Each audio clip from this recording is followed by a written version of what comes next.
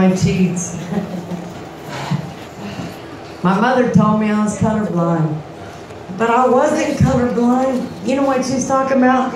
All those red flags that hang off men that I couldn't see. When I met my husband, and I went searching for a husband in the same place that my mother did, in the bar. I don't know what better place to find a husband for an alcoholic. I had my eye on this other guy. This guy was happy, shooting pool, making jokes. He was wonderful. I said, hey man, are you married? He said, yeah. Damn it. All the good ones are gone. He said, no, they're not all gone. Let me introduce you to my friend. He introduced me to this guy. I had been doing homework in that bar for a year. I couldn't do homework at home. Home was too quiet. I come from a huge family, lots of noise, can't concentrate, quiet. He introduced me to this guy. I watched this guy for a year. Turn the mic up! Turn up the mic. It's on. He's got his foot on the bar. Yeah, there we go. Elbow on the counter. Drinking that beer, didn't say hi to anybody, didn't talk to anyone. He said, this is my friend. All the good ones are not gone. I said, hey man, I said, how you doing? Good. He said, you want to go out to lunch? I said, man, I'm not looking for a lunch date. I'm looking for a husband. I was Betty Crocker from birth. I want a husband. I want a lunch date. He said, really? Yeah, you gonna be here a while? I might be here a little while. Bartender, give her all the beer she wants. I'll be back in 45 minutes. Here he comes in 45 minutes. He's got his whole financial portfolio. He lays it out on the bar, man. Look, man, I own my own house. I got out of 2 divorces. I don't pay them anything. I don't even pay child support. I got all this invested. I work for AT&T. I'm thinking, fucking AT&T? You're a phone installer? Shit, what's that, $17 an hour? That is not gonna keep up with any of my habits, shit. He said, I hook up 1,700 pair of fiber optic a day. I said, what does that pay? It's about $45 an hour, but I get per diem and I go out of town all the time. I make plenty of money and I ain't got no bills. I own my house all right. I said, you know what? I am hungry.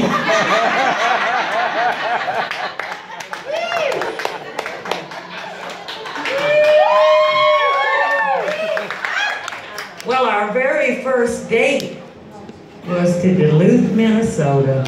It's a true story. He said, do you want to go fishing? I love to fish. Hell, my brother and I tried to take him fishing. We were breaking the ice. When he met me, I was like a size 9. He saw me getting into Marshall's boat.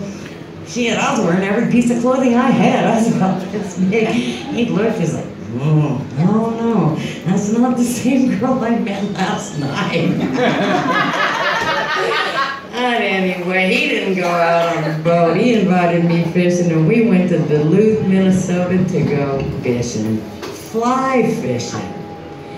Here is my future husband fly fishing.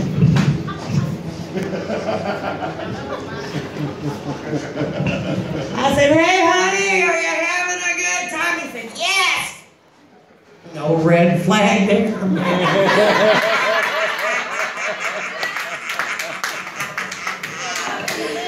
Really? All right, baby. It's all good.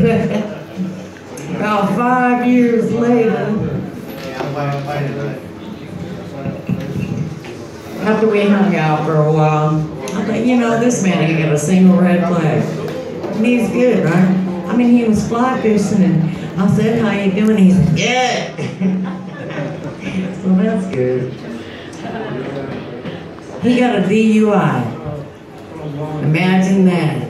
The man I met in the bar to be my future husband got a DUI.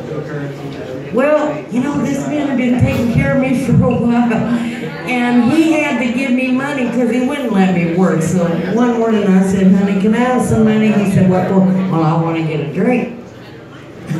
No, I ain't got no money. So when he left, I pawned his fucking radio. Well, I gotta have a drink. Come on, man. I mean, you're taking care of me, right? You're taking care of me, right? I mean, I gotta have a drink. So he comes home that night. This man like radar. I don't know what it was. He could do an inventory of the whole house at a glance. Where's my radio? Well, I pawned it for a drink. What? You pawned it for a drink? He goes outside. He finds the biggest fucking pole he can find. Big old huge piece of concrete on the end. There is 30 feet before my front door and that television. He runs all the way.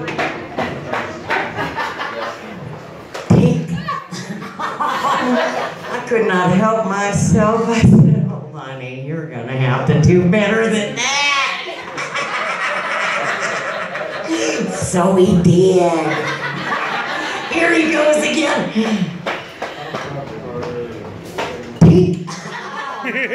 Oh, girl, I was blowing snot trying not to laugh at this guy.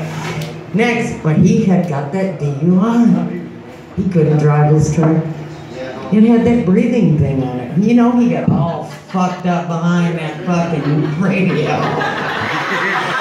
So when he got up the next morning, he couldn't start his truck because he had alcohol on his breath. He's all miserable. You're gonna have to drive me to work. Why? I can't start the truck. I still got alcohol on my breath. All right. So on the way to work, there's this radio station. It's Coma Radio. Do props for them, right? Because my husband listens to it. They're doing this questionnaire. If your spouse has done anything out of the ordinary or crazy, go ahead and call in. We'll put it on here. I'm thinking, yeah, this is good. So I drop him off, and I know he listens to that station in his truck, right?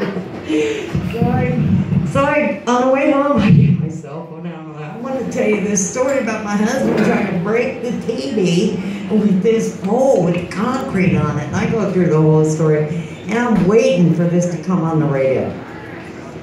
This is going to come on the radio, and I'm going to hear it, and I'm going to laugh my ass off. Well, it didn't come on the radio right away. It came on the radio like at 5:30 at night when we're listening to it over dinner. Oh, fuck, this guy has kicked my ass so many times, man. This guy's going to kick my ass. I know it. He did not recognize the story. It was me telling the story on the radio. He was eating. I said, hey, honey, you recognize this story? Oh, some guy broke a TV. Really? He figured it out when I laughed. He said, that's you? Really? Go figure, honey. Figure that out. Oh my fucking God, Dad. My husband burned down the pump house. He did. He burned down the pump house. It's 5 o'clock in the morning, 10 degrees outside, 40-mile-an-hour gusty winds. My husband, the alarm clock goes off. He gets up to make coffee. There's no water. He's back in the bedroom. He's getting dressed. What's up, honey? Water's frozen. How many days you got left of vacation? It's February. Surely you got 30 days, right? Because you're with AT&T. You've been with them for 500 years, and you've got all this vacation time, right? Well, they have to buy that back at the end of the year. So, finally, so he gets dressed. Outside, comes back in, he turns the little faucet on in the bathroom, he gets back in bed. Well, the water starts to run. It's all good now, girl. He's going to work, man. Go make me some money. Shit, I ain't kissed about the devil. Don't worry about it, honey. I'll get the coffee. So I go to make the coffee, and he goes to the bathroom. I'm in the kitchen, and I'm pouring water in the pot. And I hear, God damn it, motherfucker, I told you not to. And he sees it from the corner of his eye. The pump house is on fire! The pump house is on fire! Oh my God, the pump house is on fire! The pump house is on fire! I'm like, pow! Hey! Relax, man. It's all right. It's okay. We gotta put it out. We gotta put it out. Yeah, we gotta put it out. See? Hey, 40-mile-an-hour winds, 10 degrees. He's naked and wet. Runs out the front. Runs back in. It's cold out there. Oh, shit. And he says, help me get the dog's water. Help me get the dog's water. Give me the dog's water. It's a wading pool for babies. It's frozen. Oh, the hose from the back. The hose from the back. So he runs behind the house. I'm waiting. I'm just standing there. Dude, the pump house is on fire. He's trying to lug this house. I told him, you know what? We got this field. It's got 10 foot of dry brush behind the pump house. All we have to do is keep that from catching on fire. Help me get this 9x11 rug, and we'll just hold it up behind the pump house and let the fucking pump house burn down. We're dragging it out there with all his might. He's trying to throw this rug on the pump house. I'm like, oh, Lord, please. Please, just give him a lick of sense, man. That's all I want. Just a little bit, man. Just hold the rug behind the pump house so that the field doesn't get on fire. So we get all that done. Nothing burned down except the pump and my freaking Afghan rug that he had drug out with a 3,000 degree freaking heat shrink gun to pop out the pump house.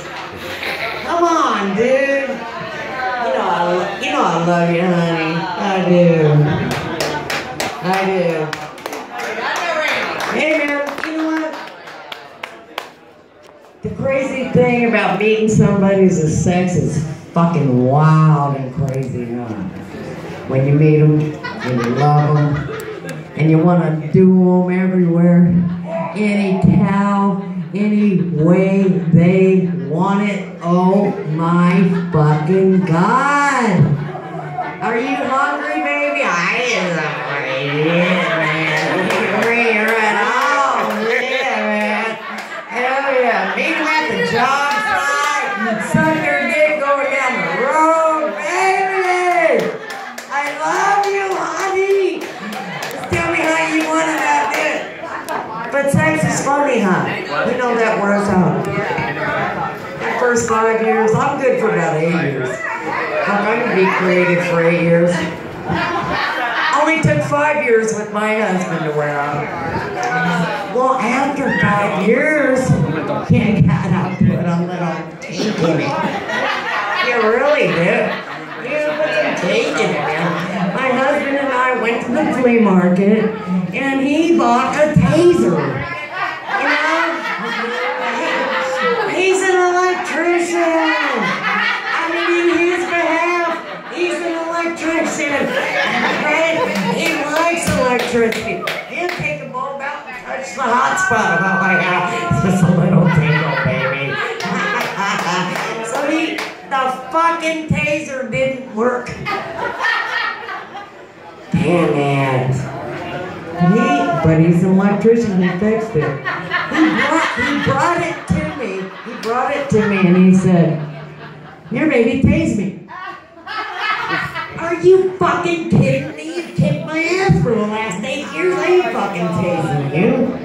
Tase me. I'm not doing it. I'm not doing it. The risk. I'm gonna get my ass kicked again. come on, nothing's gonna happen. Tase me. I tased him, and the most amazing thing happened. His dick was like,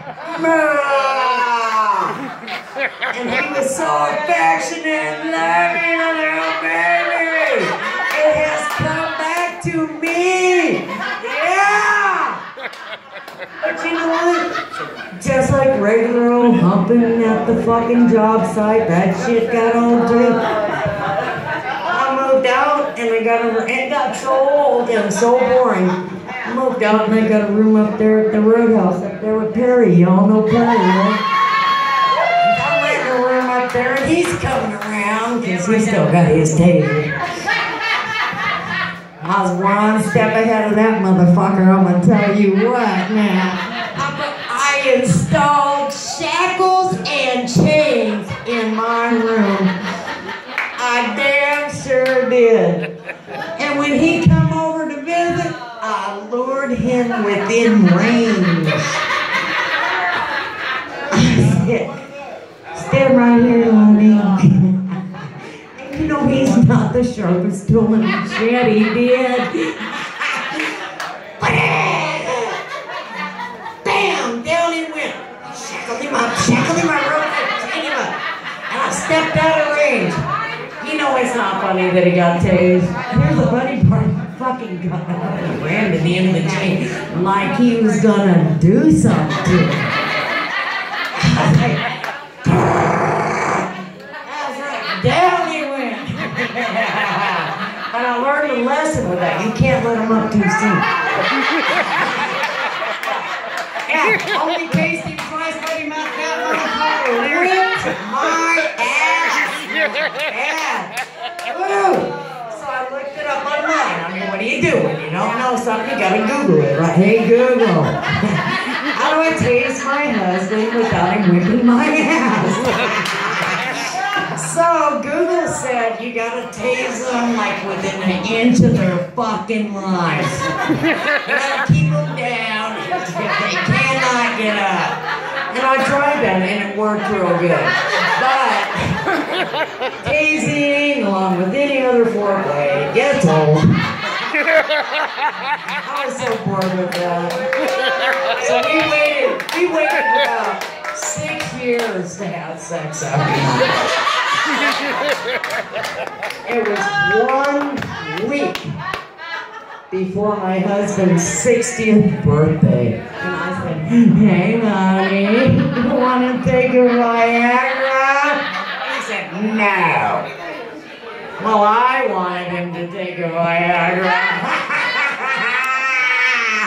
I was into it. So I went to my best friend, who knows Perry Whitten.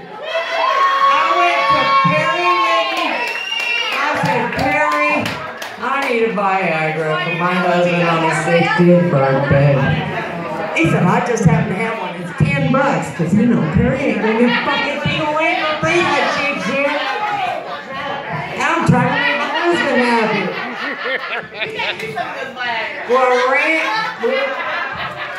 My husband, he didn't want to take the Viagra, so I crushed it up and I put it in his beard. Oh my God, Viagra's awesome, isn't it? Who likes Viagra? Well, you know, the sex, oh my God, I love Viagra. Viagra is awesome. The sex was awesome. And you know that commercial where they say, hey, if your dick stays hard for 4 hours, you better go to the hospital? Well, that shit didn't happen. No, well, it was amazing. He like put his tidy whities on and straggled into the bathroom, and I heard him go down. And it was like this. He like bounced off the counter, bounced off the sliding glass door, bounced off the next counter, and then slowly hit the ground. I knew something was wrong. I've heard this guy go down for 20 years. You know what it sounds like? I said, honey, are you all right? He said, I don't think so. I go in there. There he is, man. He's all blue and fucking shaking around. I'm calling 911. 911. Don't call 911. I'm calling 911. I call 911. Here comes these 3 fucking strapping 24-year-olds, man. They're like, fuck me, man. They're like, oh my God, they're fucking beautiful. There's my little itty bitty 5'4", 440-pound man and his tiny whities on the bathroom floor, and they ask him the usual question. Are you taking any medication? I told her, I said, well, Oh, yeah. I'm going at 2. Well, what medications are you taking? Oh, high blood pressure. This and that. Were you taking any herbal supplements? No. Are you taking any herbal enhancement drugs? No. I said, we were experimenting with Viagra. He said, no, we weren't. Oh, honey, we kind of were.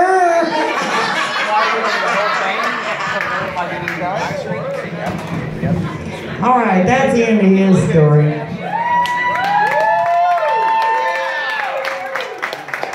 But it gets better from here.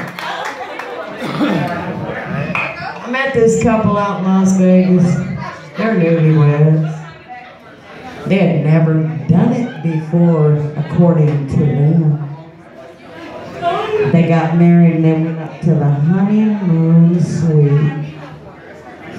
And he said, oh baby, tell me what do I do? What do I do? What do I do? She said, just lay back on the bed. She went down on him. Gave him his first blowjob. Oh my fucking God. He jumped up, I'm married to you. I'm married to you. I'm married to you. I'm married to you. You're awesome. What can I do for you, baby? What do I do? Just tell me. She pushed him back down on the bed, down for round 2. Ladies, round 2's hard work, isn't it? I mean, without that 30-minute break. You know it's hard. You know it's hard work. But she made it happen. He jumped up to whoa, oh, and I'm married to you. I'm married to you, baby. Oh my God, I'm married to. I love you, honey. I love you, honey. Just tell me, what can I do for you? She pushed him back on the bed. Round 3. Are you kidding me? They shouldn't ask you, do you give head? They should ask you, how long can you hold your breath? Right? How long can you hold your breath, bitch? She worked it, I'm telling you. And you know it was work. 3 times, come on, girl. You know she's working. Almost not gonna happen, but she pulled it off. And when he asked her, baby, just tell me, what can I do for you? And what she said,